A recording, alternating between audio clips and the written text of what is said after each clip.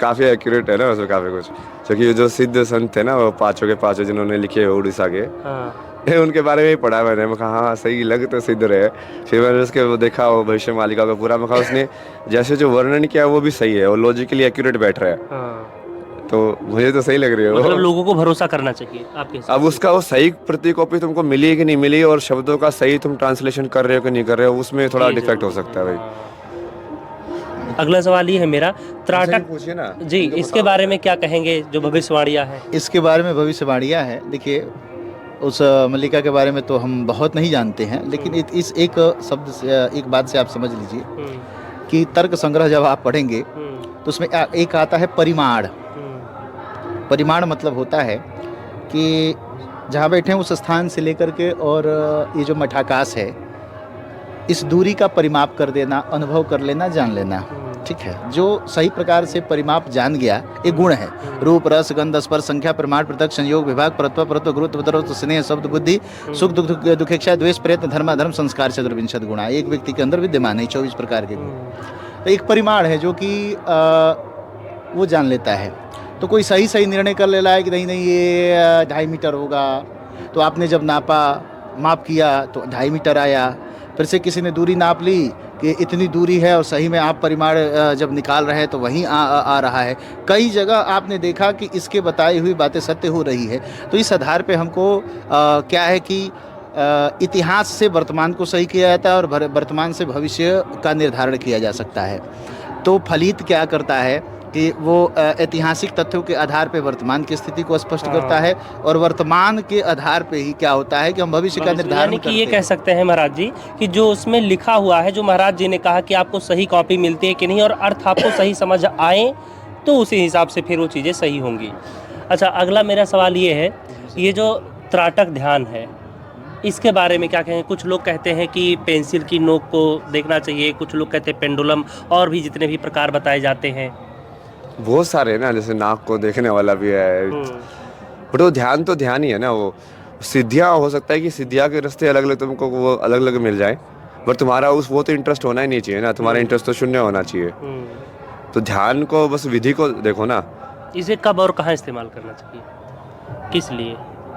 मतलब exactly like आप पूछोगे तब समझ में आएगा ना, मतलब कि आप किस चीज़ का ध्यान की बात कर रहे हो, जैसे लाइक कुछ पेंसिल लोग, को देखने हाँ, वाला। पेंसिल, कुछ लोग कहते हैं कि दीपक को जला के और दूर रख दिया जाए, हाँ। और उसकी रोशनी पर आपका ध्यान होना चाहिए, आसपास क्या चीज़ें हैं आपको पता ही ना चले।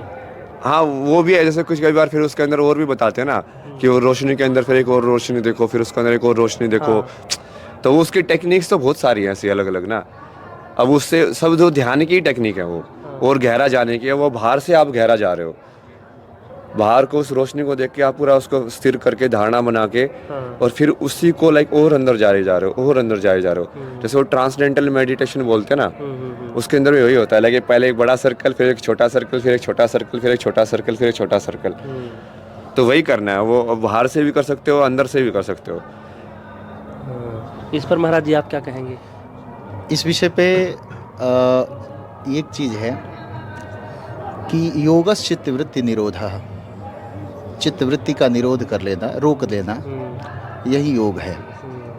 जब आप किसी चीज़ को देखते हैं तो आप 100% तक उसके ऊपर ध्यान केंद्रित नहीं कर पाते हैं।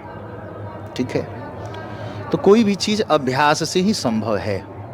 तो हम क्या करते हैं, दीपक जला लेते हैं और दीपक के जब उस ज्योति को देखना प्रारंभ कर देते हैं तो हमारी आंखें भटकने लगती है, मन भी भटकने लगता है, कभी इधर जाता है कभी उधर जाता है, फिर भी बलात् ज़बरदस्ती हम उसके ऊपर आकर्षित करते हैं।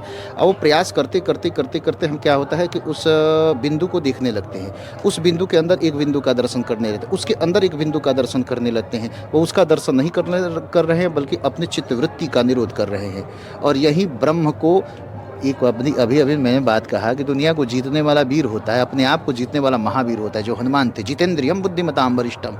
तो ये चीज़ें अपने आप को जीतने के लिए है, योग अपने आप को जीतने के लिए है। जब अपने आप को जीत लेंगे ना तो पूरे ब्रह्मांड को जीत लेंगे। 2 बच्चे से थे, एक मैं छोटा सा उदाहरण दे रहा हूँ, 2 लड़के थे, ये दोनों के अंदर समाज के कल्याण की भावना थी। तो एक घर से निकला और लगा गाँव में सफाई करने, फिर सबका भला करने लगा, है ना। और एक क्या किया कि खूब पढ़ाई करने लगा, बाबा जी की तरफ खूब अध्ययन किया और IIT मुंबई मैं एडमिशन ले लिया, तो जो गांव में सेवा कर रहा था वो गांव तक सीमित हो गया, जो आईएएस अधिकारी बन गया वो नीति आयोग का अध्यक्ष बन गया, वो नई नई नीतियाँ ला करके पूरे भारत का कल्याण करने लगा। तो अब आप बताएं, जो अपना पहले कल्याण किया वो पूरे जगत का कल्याण, पूरे भारत का कल्याण कर रहा है, कि जो पहले से ही समाज का कल्याण करने लगा वो श्रेष्ठ है? दोनों में आप उठाएंगे तो यही श्रेष्ठ है जो पहले अपने आप का कल्याण किया है।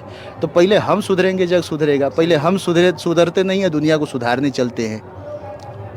तो ये योग की जो जितनी प्रक्रिया है अपने आप को सुधार, हम कहते हैं कि तुम अच्छे नहीं हो, तो एक उंगली तो तुम्हें कह रही है, लेकिन 3 किसको कह रही है कि तुम तो पहले देखो तुम क्या हो, तुम तो सुधरो।